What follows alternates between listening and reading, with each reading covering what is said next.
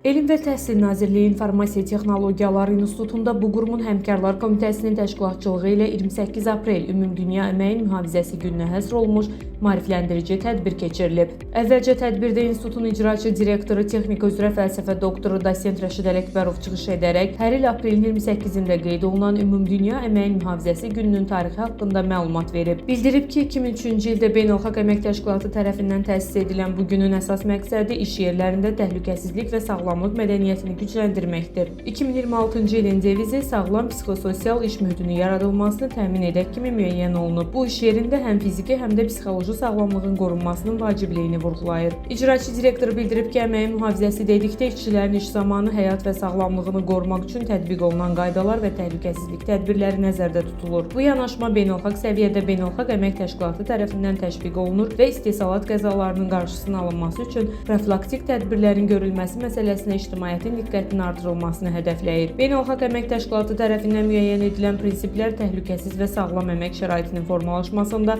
əsas istiqamət kimi qəbul olunur. Rəşid Ələkbərov həmçinin institutda fiziki təhlükəsizlik tədbirlərinin prioritet istiqamətlərdən olduğunu, əməyin mühafizəsi məsələlərinin hər zaman diqqətdə saxlanıldığını deyib. İnstitutun Həmkarlar Komitəsinin sədri Anar Səmidov çıxış edərək qeyd edib ki, sənaye dövründə əməyin mühafizəsi əsasən istehsalat qəzaları və fiziki risklərin azaldılmasına yönəlmişdirsə, informasiya cəmiyyətində əsas təhlükələr koqnitiv yüklənmə, xroniki stress və tükənmə sindromu ilə bağlıdır. Anar Səmidovun sözlərinə görə müasir dövrdə ən ciddi əmək qəzaları artıq fiziki deyil, psixoloji xarakter daşıyır. O, psixososial risklərə də xüsusi diqqət çəkərək bildirib ki, işin təşkili, idarəetmə forması və sosial mühit işçilərin həm psixoloji, həm də fiziki sağlamlığına birbaşa təsir göstərir. Məruzəçi xüsusilə tədqiqat və informasiya texnologiyaları sahəsində rəqəmsal yüklənmə, daimi yenilənmə ehtiyacının yaratdığı stress, distant fəaliyyət zamanı iş və şəxsi həyat sərhədlərinin pozulmasını əsas risk faktorları kimi dəyərləndirib. Anar Səmidov texnoloji stres anlayışından da bəhs edərək bildirib ki, fasiləsiz onlayn əlaqə, uzun müddətli ekran istifadəsi və həmişə əlçatan olma təzyiqi işçilərin sağlamlığı üçün yeni təhlükələr yaradır. Bu risklərin azaldılması üçün iş və şəxsi həyat arasında balansın qorunması, rəqəmsal fasilələrin verilməsi, fiziki aktivliyin və sosial əlaqələrin gücləndirilməsi vacib amillərdəndir. İnstitutun kadrlar şöbəsinin müdiri Ülviyə Ələkbərova çıxış edərək iş yerlərində təhlükəsizliyin və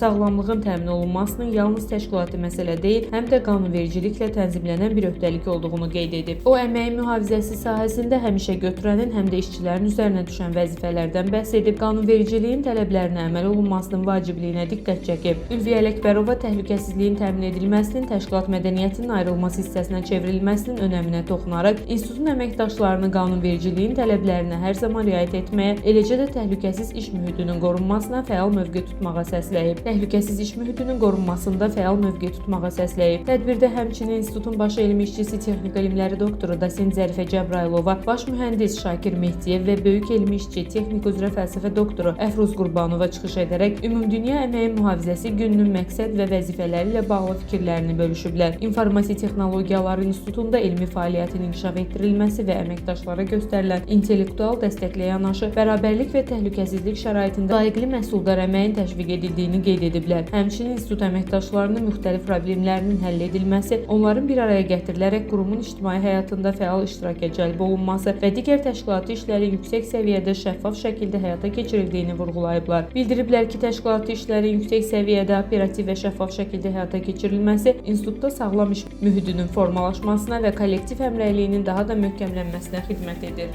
Sümbül Zalova, Ceyhun Şahverdiyev, Şahin Rəsulov, İnfo TV.